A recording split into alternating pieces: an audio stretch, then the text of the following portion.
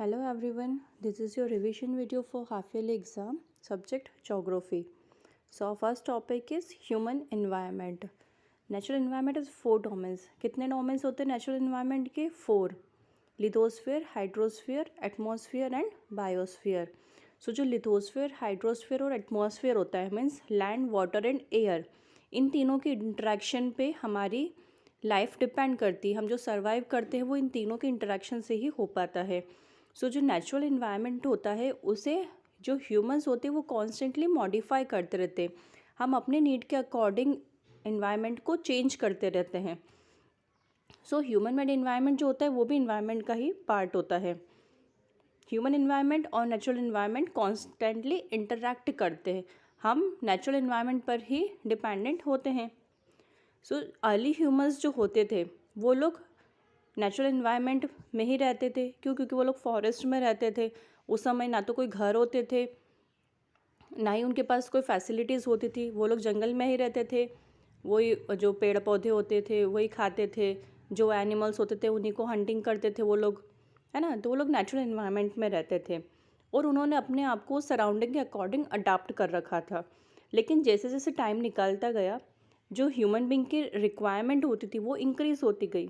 सो requirement को fulfil करने के लिए ह्यूमन ने नेचुरल इन्वायरमेंट को मॉडिफाई करना स्टार्ट कर दिया अपनी एक्टिविटीज़ के थ्रू. जैसे कुछ एक्टिविटीज़ पिक्चर्स में शो की हुई है कि फॉरेस्ट कटिंग हो रही है, क्रॉप्स ग्रो कर रहे हैं. So farming, grazing, mining, lumbering, industry, transport, construction are some human activities that have changed our natural environment. ये कुछ एक्टिविटीज़ बताई गई है ह्यूमंस की जिसके थ्रू हम लोग नेचुरल इन्वायरमेंट को चेंज कर देते हैं.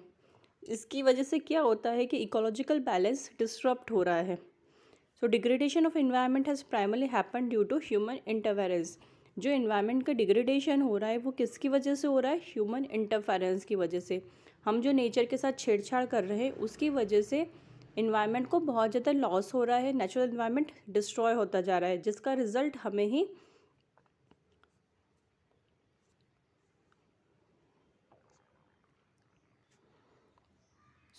वो सब हमें ही सफ़र करना पड़ेगा. जो भी रिज़ल्ट होंगे डिस्ट्रक्टिव रिजल्ट्स वो हमें ही सफ़र करने होंगे. Now next topic is structure of the earth. Earth का स्ट्रक्चर कैसा होता है जिस अर्थ पर हम लोग रहते हैं. Indirect sources like volcanic eruptions, earthquakes, mines furnish information that help us to learn about the earth's interior. जो वॉल्केनिक इरप्शंस होते हैं, जो अर्थक्वेक्स आते हैं, जो माइंस डिग आउट की जाती है मिनरल्स निकालने के लिए, इन सब की वजह से हमें इन्फॉर्मेशन मिलती है कि अर्थ का इंटीरियर कैसा है. सो अर्थ को 3 कॉन्सेंट्रिक लेयर्स में डिवाइड किया है. First layer is crust, second layer is mantle and third layer is core. Each of this layer has its own distinctive features. तीनों लेयर के अपने अपने फीचर्स हैं. तीनों लेयर्स में डेंसिटी का भी सेपरेशन होता है. सबकी डेंसिटी अलग अलग होती है. Density is affected by the temperature of the material and the amount of pressure exerted on each. Density किस पर डिपेंड करती है? जो टेम्परेचर होता है कि उसमें किस टाइप के मटेरियल्स प्रेजेंट है उनके टेम्परेचर पे, और जो प्रेशर एक्सर्ट होता है उनके ऊपर उस पर डिपेंड करती है उनकी डेंसिटी. क्रस्ट होती है वो सबसे थिनेस्ट लेयर होती है और लीस्ट डेंस होती है, मीन्स उसकी डेंसिटी बहुत कम होती है. जबकि जो इनर कोर है वो हाईएस्ट प्रेशर में होता है. Due to extreme pressure core remains in a solid state of matter even though nickel and iron found in this layer are at extremely high temperature. सो उसके अंदर बहुत ज़्यादा प्रेशर होता है, उसकी वजह से जो कोर होती है वो सॉलिड स्टेट में ही रहती है और उसके अंदर निकल एंड आयरन प्रेजेंट होते हैं उस लेयर में जो कि हाई टेम्परेचर पर होते हैं. On the other hand the outer core remains in a molten state of matter even though it is made up of same material as inner core since there is not enough pressure to change into a solid. लेकिन जो outer core होता है वो मॉल्टन state में ही रहता है जबकि उसके अंदर भी सेम मटेरियल होते हैं जैसे कि इनर कोर के अंदर होते हैं, लेकिन उसके अंदर इतना प्रेशर नहीं होता इसलिए वो मॉल्टन स्टेट में होते हैं. सो टेबल को आप देखिए, इसमें पैरामीटर्स बताए गए हैं. Crust, mental and core 3 layers बताई गई हैं. सबसे बाहर वाली जो आउटर मोस्ट लेयर होती है वो होती अर्थ सरफेस की जो आउटर मोस्ट लेयर होती है सबसे बाहर वाली वो होती है क्रस्ट। फिर क्रस्ट के नीचे वाली जो लेयर होती है means middle layer that is mental. And inner most layer of the earth is core. सबसे अंदर वाली जो लेयर होती है इनर मोस्ट वो होती है कोर। फिर उसकी थिकनेस क्रस्ट की थिकनेस होती है 5 to 8 kilometre and under the continental land mass about 35 kilometre. Mental की थिकनेस होती है 2900 किलोमीटर एंड कोर की थिकनेस होती है 3500 kilometre. Volume constitutes about 1% of volume of the earth. Crust का वॉल्यूम कितना होता है पूरी अर्थ का 1%। Mental constitutes about 84% of the volume of the earth and core constitutes about 15% of the volume of earth. composition crust में कौन कौन से मिनरल्स होते हैं? Silicon, aluminium and magnesium. Silicon को केमिकल फार्मूला हम SI कहते हैं, एल्यूमिनियम को Al and magnesium is Mg। Oceanic crust जो होती है वो सिलिकॉन और मैग्नीशियम से मिलके बनती है, इसलिए उसको कहा जाता है सीमा। SI for silicon and Ma for magnesium. और जो कॉन्टिनेंटल लैंडमास होता है वो सिलिकॉन और एल्यूमिनियम का बना हुआ होता है जिसे कहा जाता है Cl। Means SI for silicon and Al for aluminium. Okay. Mental में सिलिकॉन, आयरन एंड मैग्नीशियम होता है एंड कोर को हम निफ भी कहते हैं, NiFe। क्यों? क्योंकि Ni मीन्स निकल, Fe मीन्स आयन। ये लेयर निकल और आयन से बनी हुई होती है, इसलिए इसे NiFe कहा जाता है, निफ। डेंसिटी इस क्रस्ट की डेंसिटी होती है लेस देन 3 ग्राम पर क्यूबिक सेंटीमीटर। और जो ओशनिक क्रस्ट होता है वो कॉन्टिनेंटल क्रस्ट से ज़्यादा डेंस होता है। Oceanic crust is denser than the continental crust. Mantle varies between 3.5 and 5.5 grams per cubic centimetre and core is varies between 3.5 and 5.5। Temperature crust का टेम्परेचर होता है 200 degree Celsius to 400 degree Celsius. Mantle में upper mental और लो mental में भी 2 layer होती है, फिर upper mantle and lower mental. Upper mantle का टेम्परेचर होता है 870 डिग्री एंड लोअर मेंटल का होता है 2200 डिग्री। कोर में inner core 5000 degree Celsius but it is still in a solid state. This is because of the extreme pressure exerted by the weight of rocks that lie above it. ठीक है, उसका temperature बहुत ज़्यादा होता है लेकिन फिर भी वो सॉलिड स्टेट में होता है। क्यों? क्योंकि उसके जो रॉक्स होती है उनके ऊपर उसका वेट इतना ज़्यादा होता है तो बहुत ज़्यादा प्रेशर एक्सर्ट होता है उनके ऊपर, इसलिए वो सॉलिड स्टेट में ही रहते हैं। Now next topic is movements and formation of landforms. See the flow chart. Flow chart को आप ध्यान से देखिए, इसमें जो लैंड मूवमेंट्स और फॉर्मेशन होता है लैंडफॉर्म का वो बताया गया है। सो अर्थ है, अर्थ के ऊपर 2 टाइप के फोर्सेस होते हैं, one is endogenic forces and another one is exogenic forces. Endogenic forces में 2 मूवमेंट्स होते हैं, slow movement and sudden movement. Slow movement से होता है continent forming and mountain building. जो कॉन्टिनेंट्स बनते हैं, जो माउंटेन्स बिल्डिंग्स बनती है वो होते स्लो मूवमेंट में। कॉन्टिनेंट जैसे कि अपवर्ड, डाउनवर्ड एंड टेंशन और कंप्रेशन। सडन मूवमेंट में आता है अर्थक्वेक, वॉल्केनोस, एकदम से अचानक कभी भी आ जाते हैं ना, तो सडनली आते हैं, तो वो सडन मूवमेंट होता है अर्थक्वेक एंड वॉल्केनोस। फिर एक्सोजेनिक फोर्सेस में वेदरिंग एंड इरोजन होता है। वेदरिंग भी 3 टाइप के होते हैं, physical, chemical and biological. And erosion glacier, river water, sea, wind and underground water. So the forces that work in changing of Earth's surface could be generated either inside or on the surface of Earth. So जो force produce होते हैं जिससे कि earth surface में changes आते हैं वो या तो अर्थ के अंदर से आते हैं या अर्थ के बाहर से आते हैं। सो जो force that act with in the interior of the अर्थ, जो फोर्सेस अर्थ के इंटीरियर से लगते हैं वो होते हैं एंडोजेनिक फोर्सेस, और जो अर्थ सरफेस के ऊपर से लगते हैं वो होते हैं exogenic forces. Okay. Now volcanoes क्या होते हैं? A volcano is an opening in earth's crust that allows molten rock, gases and debris to escape to the surface.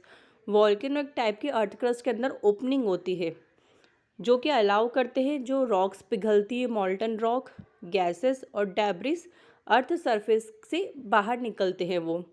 This magma travels through a narrow passage known as went.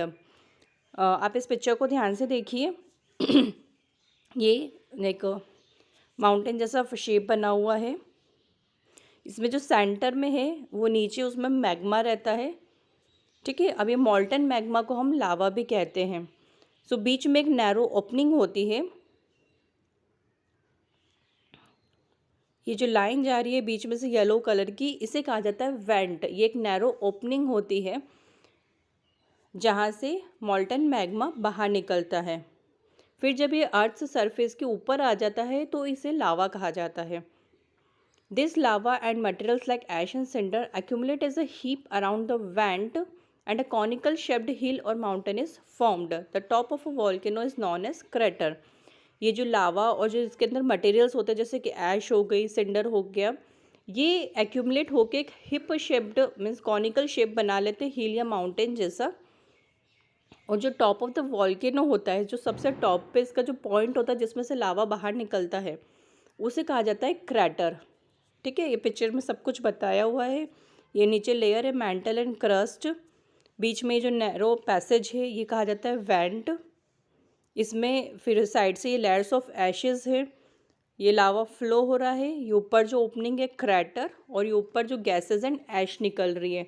कुछ भी चीज़ burn होती है तो उसमें से धुआं और gases निकलती है ना, राख निकलती है, तो गैसेस एंड ऐश। अब 3 टाइप ऑफ वॉल्केनोज बताए गए हैं, active volcanoes, dormant volcanoes and extinct volcanoes. Active volcanoes वो होते हैं जो किसी भी मोमेंट में बस्ट हो सकते हैं, can erupt any moment as volcanic activities are continuously taking place in them. इसके अंदर कंटिन्यूसली वॉल्केनिक एक्टिविटीज़ चलती रहती तो ये कभी भी बस्ट हो सकते हैं। जैसे कि मोना लोआ इन हवाई is an example of active volcano. ये एक्टिव वॉल्केनो का एग्जाम्पल है, मोना लोआ इन हवाई। Second is dormant volcanoes. Dormant volcanoes वो होते हैं जो बहुत टाइम तक इरप्ट नहीं हुए हैं और इनकी पॉसिबिलिटी हो सकती है कि अब किसी टाइम पे ये बस्ट हो सकते हैं, लेकिन बहुत टाइम से ये हुए नहीं हैं। सो इसका एग्जाम्पल है mount Fujiyama in Japan. And last one is extinct volcanoes. ये कभी अर्लियर टाइम्स में इरप्ट हुए होंगे लेकिन अब इनकी पॉसिबिलिटी नहीं है कि ये इरप्शन हो इनका। ये एग्जाम्पल है mount Kilimanjaro is an extinct volcano. Next is earthquake. Earthquakes are responsible for another sudden changes on the surface of Earth. Internal forces of Earth cause sudden vibrations in lithospheric plates. जो earth surface के अंदर जो internal forces होते हैं अर्थ के अंदर, उसमें sudden vibrations आते हैं लिथोस्फेरिक प्लेट्स के अंदर। ये हमने प्रीवियस वीडियोस में पढ़ा था, पहले जब मैंने चैप्टर एक्सप्लेन किया था कि जो अर्थ बनी हुई होती है अर्थ सरफेस, वो अलग अलग लिथोस्फेरिक प्लेट्स से बनी हुई होती है। जैसे कि हम लोग फील्ड देखते, खेत देखते, तो इससे बीच में क्रैक्स होते हैं ना, उनमें लाइंस बनी हुई होती है। तो सपोज़ कीजिए आप एक पूरी क्रैक को मिलाएंगे तो एक पूरा टुकड़ा होता है ऐसा। तो ऐसे अलग अलग प्लेट्स बनी हुई होती है, लिथोस्फेरिक प्लेट्स। उन प्लेट्स में जब वाइब्रेशन आते हैं, उन वाइब्रेशंस को हम कहते हैं अर्थक्वेक्स। दिस वाइब्रेशंस में occur at the time of volcanic eruption also. जब वॉल्केनिक इरप्शन होता है उस टाइम पे भी ये वाइब्रेशन आ सकते हैं। सो जो ओरिजिन पॉइंट होता है अर्थक्वेक का इनसाइड द अर्थ, उसे हम कहते हैं फोकस। सीधा पिक्चर में बताया गया है, ये नीचे पॉइंट, ये है फोकस, यहाँ से अर्थक्वेक ओरिजिनेट होता है। Vibrations of an earthquake spread out in circle in all the direction of the focus point. जो वाइब्रेशन आते हैं वो सर्क्यूलर फॉर्म में सब डायरेक्शन में स्प्रेड होते हैं। डायग्राम में बताया ना, सर्कुलर फॉर्म में वाइब्रेशंस बता के रखे हैं पूरे। Epicentre is the point on the earth surface just directly about the focus. Epicentre क्या होता है? फोकस जो जहाँ से ओरिजिनेट हुआ अर्थक्वेक, इस फोकस पॉइंट के सबसे सीधा ऊपर, डायरेक्टली उसके ऊपर वाला जो पॉइंट होता है वो होता है एपिसेंटर। एपिसेंटर में सबसे ज़्यादा डिस्ट्रक्शन होता है अगर अर्थक्वेक आता है। During an earthquake epicentre experiences the maximum damage, ठीक है। मीन्स जहाँ से अर्थक्वेक ओरिजिनेट हुआ वो पॉइंट हो गया फोकस, और फोकस के जस्ट ऊपर वाला जो पॉइंट होगा वो होगा एपिसेंटर, वहाँ पर अर्थक्वेक का सबसे ज़्यादा डैमेज होता है, मैक्सिमम डैमेज होता है।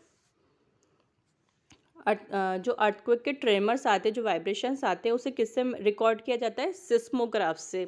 सो सिस्मोग्राफ एक इंस्ट्रूमेंट होता है अर्थक्वेक के ट्रेमर्स को रिकॉर्ड करने का। और अर्थक्वेक की इंटेंसिटी या जो मैग्नीट्यूड होता है कि कितना तेज़ भूकंप आया है, वो किससे मेज़र किया जाता है? रिचर स्केल से। ओके।